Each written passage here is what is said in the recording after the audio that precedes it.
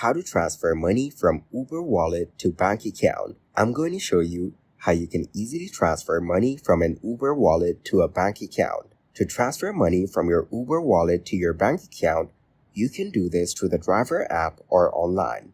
First, to cash out through the app, open the Uber driver app and tap the menu icon, which looks like 3 stacked lines. Then select Wallet or Earnings. Next, tap Cash Out and choose the bank account where you want your money deposited.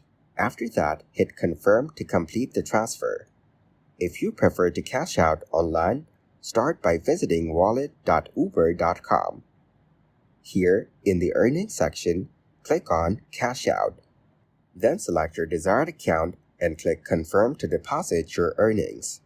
It's important to note that any balance available at the time of cashing out will be deposited to your bank account or debit card. Transfers might take a few business days, and some banks may need additional time for processing. Also, be aware that a fee may apply if you cash out earnings outside the usual schedule.